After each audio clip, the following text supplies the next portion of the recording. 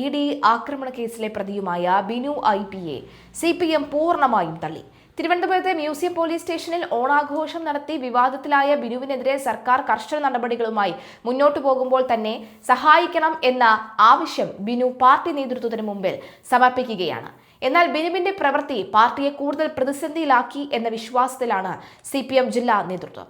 ജില്ലാ secretary V Joy, ജില്ലാ നേതാക്കളായ SP ദീപക്, കടകംപള്ളി സുരേന്ദ്രൻ തുടങ്ങിയവർ ബിനുവിന് അനുകൂലിച്ച് ഒരു പ്രസ്താവന പോലും ഇറക്കിയിട്ടുമില്ല.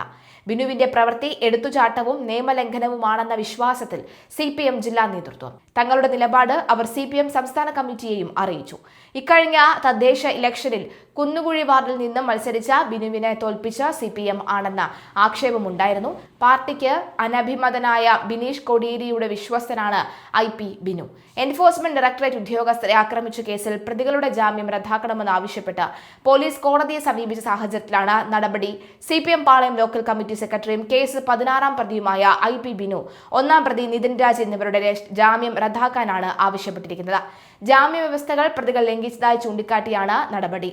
ഹർജി ശനിയാഴ്ച തിരുവനന്തപുരം 1-ാം ക്ലാസ് ജുഡീഷ്യൽ മജിസ്ട്രേറ്റ് കോടതി പരിഗണിക്കും.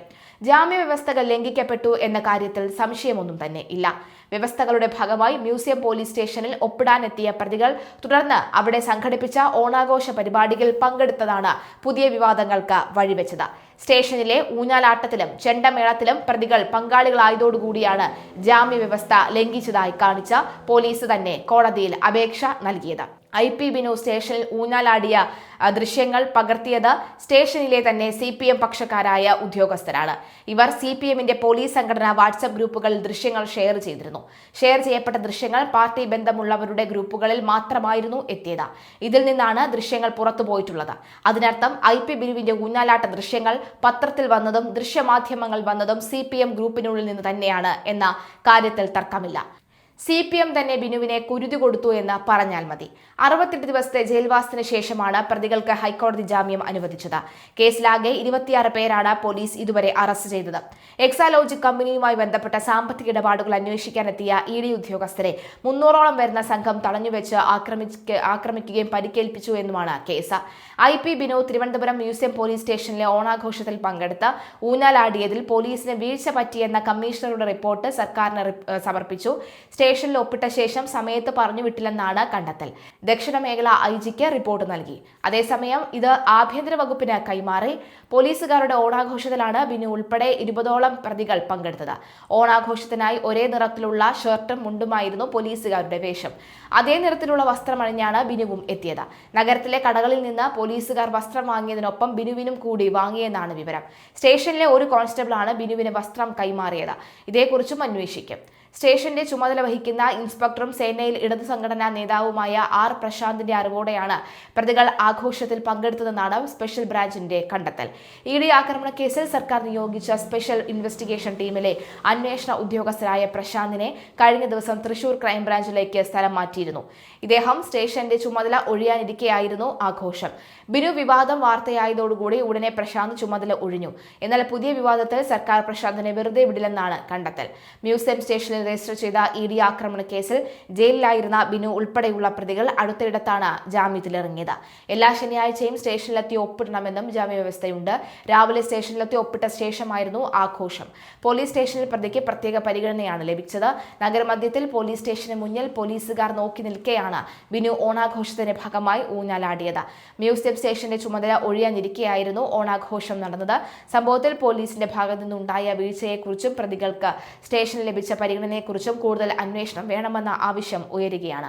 IP ബിനു അടക്കം 6 പേർക്ക് കേരള ഹൈക്കോടതി കർശന ഉപാധികളോടുകൂടി ജാമ്യം അനുവദിച്ചു. കഴിഞ്ഞ 68 ദിവസത്തിലാണ് ഇവർ ജയിലിലാണെന്ന വസ്തുത കേസ് അന്വേഷണ അവസാന ഘട്ടത്തിലെത്തിയതെന്നും കണ്ടെത്തിയിട്ടുണ്ട് എന്ന് കോടതി പറയുന്നു. IP ബിനുവിന് പുറമെ രേവന്ത്, ഉണ്ണികൃഷ്ണൻ, ദിൻകർ, ദിലീപ് നായർ, ഉണ്ണി DS എന്നിവർക്കാണ് ഹൈക്കോടതി ജാമ്യം അനുവദിച്ചത്. നേരത്തെ ഷഹിൻ, നിതിൻ രാജ് എന്നിവർക്കും കോടതി ജാമ്യം നൽകിയിരുന്നു.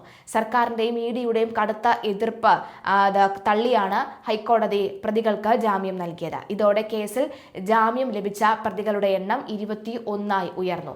മെയ് 27 തിരുവനന്തപുരം ബേക്കറി ജംഗ്ഷനിലുള്ള പ്രതിപക്ഷ നേതാവ് പിണറായി വിജയന്റെ വസതിയിൽ ഇ.ഡി. സംഘം നടത്തിയ 8 മണിക്കൂർ നീണ്ട മിന്നൽ പരിശോധനയ്ക്ക് പിന്നാലെയായിരുന്നു ആക്രമണം നടന്നത്. ഇദ്ദേഹത്തിന്റെ മകൾ വീണ വിജയന്റെ എക്സാലോജി കമ്പനി CMRലും തമ്മിലുള്ള മാസപ്പടി ഇടപാടുകളിലെ കള്ളപ്പണം വെളുപ്പിക്കൽ കേസ് അന്വേഷണത്തിന്റെ ഭാഗമായായിരുന്നു പരിശോധന കഴിഞ്ഞ് ഇ.ഡി. ഉദ്യോഗസ്ഥർ പുറത്തേക്ക് മടങ്ങിയ വാഹനങ്ങൾ വളഞ്ഞ CPM, DYFI, SFI പ്രവർത്തകർ കല്ലുകൾ, ഇഷ്ടികൾ, മരക്കഷ്ണങ്ങൾ എന്നിവ ഉപയോഗിച്ച വാഹനങ്ങൾ തല്ലിത്തകർത്തതായിരുന്നു. മെയ് 27 കേസിൽ ആകെ 25 പ്രതികളെ പോലീസ് അറസ്റ്റ് ചെയ്തു. സ്റ്റേഷൻ കോടതി 2 തവണ ജാമ്യം നിഷേധിച്ചതിനെ തുടർന്നാണ് പ്രതികൾ ഹൈക്കോടതിയെ സമീപിച്ചത്. സംഭവ സ്ഥലത്ത് വസതിക്ക് മുന്നിലും പരിസരത്തും ഉണ്ടായിരുന്ന മുഴുവൻ പോലീസും CPM നേതാക്കളെയും ചോദ്യം ചെയ്യാൻ പ്രത്യേക അന്വേഷണ സംഘം തീരുമാനിച്ചിരുന്നു. ഇതിനായി നേതാക്കൾക്ക് പോലീസിന്റെ നോട്ടീസ് അയച്ചു തുടങ്ങി. CPIM സംസ്ഥാന സെക്രട്ടറി MV ഗോവിന്ദൻ, അതുപോലെ തന്നെ ജോൺ ബ്രിട്ടാസ് MP, വി ജോയ്, ബിനീഷ് കോടിയേരി അടക്കമുള്ള നേതാക്കളെയാണ് ചോദ്യം ചെയ്യുന്നത്. ഇ.ഡി. ഉദ്യോഗസ്ഥരെ ആക്രമിച്ച കേസിൽ അന്വേഷണം ബിനീഷ് കോടിയേരിയിലേക്കും നീളുകയാണ്. ആക്രമണം നടന്ന ദിവസം സംഭവ സ്ഥലത്തുണ്ടായിരുന്ന ബിനീഷ് കോടിയേരിയുടെ ഫോണിലുള്ള വിവരങ്ങൾ പോലീസ് ശേഖരിച്ചു തുടങ്ങിയിരുന്നു. അതേസമയം അന്വേഷണ ഏജൻസിയുടെ കയ്യിൽ എന്തെല്ലാം ഉണ്ടെന്നറിയാതെ അതും സംബന്ധിച്ച് ഒന്നും പറയാനാകില്ല എന്ന് അന്വേഷണ ഏജൻസി ഇവിടത്തേത് അവരുടെ അന്വേഷണത്തിന്റെ ഭാഗമാണെന്നുമായിരുന്നു അന്ന് മുഖ്യമന്ത്രിയായിരുന്ന പിണറായി വിജയന്റെ പ്രതികരണം.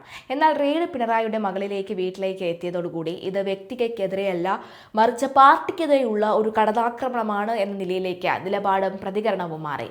വീണയുടേതും നിയമപരമായ ബിസിനസ് ഇടപാടിന്റേതും ഇക്കാര്യത്തിൽ പിണറായിക്ക് ഒരു പങ്കുമില്ലെന്നും പാർട്ടി പ്രഖ്യാപിച്ചു. പിണറായി കൂടി താമസിക്കുന്ന വീട്ടിൽ വീണയ്ക്കെതിരെ ഇ.ഡി. റെയ്ഡ് നടക്കും പ്രതിഷേധിച്ച CPM പ്രവർത്തകരുടെ മുൻനിരയിൽ ബിനീഷ് കോടിയേരി ഉണ്ടായിരുന്നു എന്ന കൗതുകവുമുണ്ട്. ഇത് ചൂണ്ടിക്കാട്ടിയാണ് ജോയി മാത്യുവിന്റെ പരിഹാസം നിറഞ്ഞ പ്രതികരണം. തന്റെ വീട്ടിൽ ഇ.ഡി. റെയ്ഡ് നടക്കുന്നുവെന്നറിഞ്ഞ ബിനീഷ് എത്തിയത് തന്റെ നിസ്സഹായത കണ്ട് സന്തോഷിക്കാനാണ് എന്ന് പിണറായി കരുതി. പക്ഷേ CMRൽ ആരോപണം PC ജോർജിന്റെ മകൻ ഷോൺ ജോർജ് ഉന്നയിച്ച വേളയിൽ തന്നെ പിണറായി ബിനീഷിനെ നിരീക്ഷിക്കാൻ തുടങ്ങിയിരുന്നു. പാർട്ടി സെക്രട്ടറിയായിരുന്ന കോടിയേരി ബാലകൃഷ്ണന്റെ മകൻ ബിനീഷിനെയും സുഹൃത്ത് ഷോൺ ജോർജിനെയുമാണ് നിരീക്ഷിച്ചത്. തന്റെ ഫോൺ ചോർത്തുന്നതുമായി ഷോൺ അന്ന് പ്രഖ്യാപിച്ചിരുന്നു. ഷോണിന്റെ ഉറ്റ ചങ്ങാതി എന്ന നിലയിൽ ബിനീഷിന്റെ ഫോണും സർക്കാർ ചോർത്തുന്നുണ്ടാവുമെന്ന് ഷോൺ പറയാതെ പറഞ്ഞു.